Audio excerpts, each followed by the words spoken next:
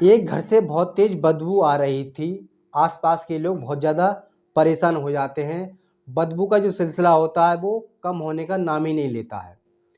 तभी स्थानीय पुलिस को ग्रामीणों द्वारा सूचना दी जाती है। कुछ देर के बाद स्थानीय पुलिस मौके पर पहुंच जाती है। जिस घर से बदबू आ रही थी उस घर का ताला तोड़ा जाता है। ताला तोड़ने के बाद जैसे ही पुलिस वाले अंदर घुसते हैं तभी सामने उन्हें एक कट्टा दिखाई देता है। उस कट्टे का मुंह बंधा होता है। पुलिस वाले जब उस कट्टे का मुंह खोलते हैं तो पुलिस वालों के पैरों तले जमीन खिसक जाती है। उस कट्टे में एक महिला और दो बच्चों की डेड बॉडी होती है। पुलिस वालों ने तीनों डेड बॉडियों का कब्जे में लेने के बाद पोस्टमार्टम के लिए भिजवा दिया। भिजवाने के बाद जब इस केस का खुलासा किया तो खुलासे में इन तीनों जिंदा व्यक्तियों को लाश बनाने में किसी और का नहीं बल्कि उन्हीं के अपनों का हाथ होता है। सुनाते हैं पूरी कहानी विस्तार से, तब तक वीडियो को लास्ट तक देखते रहिए। चैनल पर नए हैं तो चैनल को सब्सक्राइब कर लीजिए, बेल आइकन प्रेस कर लीजिए। आदाब, नमस्कार, सत श्री अकाल। आप देख रहे हैं देश राज हमसफर। साथ ही जो सच्ची कहानी आपको सुनाने जा रहे हैं यह सच्ची कहानी बिहार के कैमूर की है। 23 जून 2023 को केबी नहर से एक व्यक्ति का शव बरामद होता है। सबकी पहचान शिवराम के तौर पर की जाती है। शिवराम की पत्नी से जब पूछा जाता है तो शिवराम की पत्नी मंजू नाम की एक महिला पर हत्या का आरोप लगाती है। पुलिस वालों ने मंजू के मृतक की पत्नी के आधार पर मंजू के खिलाफ हत्या का मुकदमा दर्ज कर लिया था। अब मंजू की तलाश में पुलिस वाले लग जाते हैं। हर जगह ढूंढा जाता है लेकिन मंजू कहीं हाथ नहीं आती है। गुप्त सूचना पुलिस वालों को मिलती है। बताया जाता है कि आप जिस महिला की तलाश कर रहे हैं वह महिला नागपुर में अपने प्रेमी के साथ रह रही है। पुलिस वालों की एक टीम तुरंत नागपुर के लिए रवाना हो जाती है। काफ़ी की मशक्क़त के बाद नागपुर से मंजू देवी और उसके प्रेमी को गिरफ्तार कर लिया जाता है। थाने लाकर जब उससे सख्ती से पूछताछ की जाती है तो पूरा घटनाक्रम सिलसिलेवार तरीके से बताती चली जाती है। दरअसल शिवराम और मंजू के प्रेम प्रसंग काफ़ी समय से चल रहा था।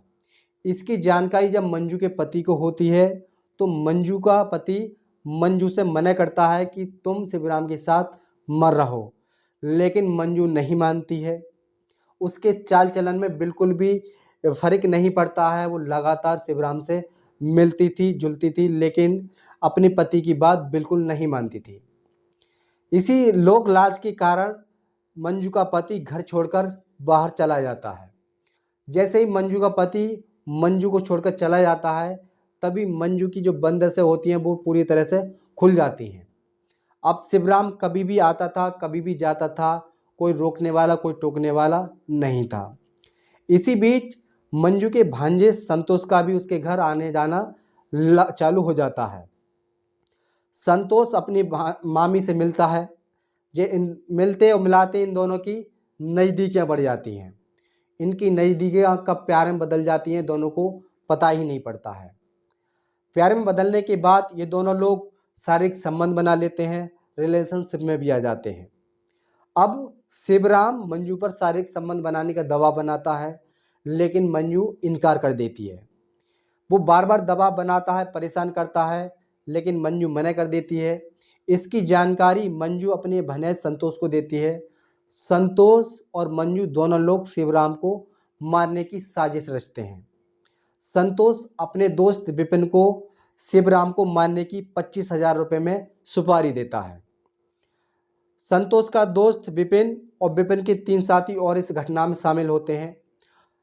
संतोष का दोस्त विपिन शिवराम का ऑटो बुक करते हैं। ऑटो में तीनों लोग बैठकर सुनसान इलाके में शिवराम को ले जाते हैं। वहीं पर विपिन का दोस्त अपनी जेब से चाकू निकालता है और शिवराम की गर्दन पर वार कर देता है। वार जैसे ही करता है तैसे ही वो गिर जाता है और उस पर ताबड़तोड़ चाकुओं की बौछार ये लोग कर देते हैं और शिवराम की वहीं मौत हो जाती है। मौत होने के बाद शिवराम की बॉडी को ये लोग नहर में फेंक देते हैं और वहाँ से चले आते हैं। मंजू अपने प्रेमी संतोष के साथ नागपुर भाग जाती है लेकिन एक बात भूल जाती है, वो करने वाला कभी पुलिस वालों से बचता नहीं है। पुलिस वालों ने सभी आरोपियों को कोर्ट में पेश किया। कोर्ट में पेश करने के बाद सभी आरोपियों को जेल में भेज दिया। साथियों, पूरी घटनाक्रम को सुनाने का उद्देश्य किसी को परेशान करना नहीं था, किसी का दिल दुखाना नहीं था। पूरी घटनाक्रम को सुनाने का उद्देश्य आपको सजग करना था, आपको जागरूक करना था। आप कहीं भी रहें, सुरक्षित रहें, सावधान रहें, अपना और अपने परिवार वालों का ध्यान रखें और देखते रहें देशराज हमसफर। सबक एक को, सीख हम सबको। जय हिंद, जय भारत।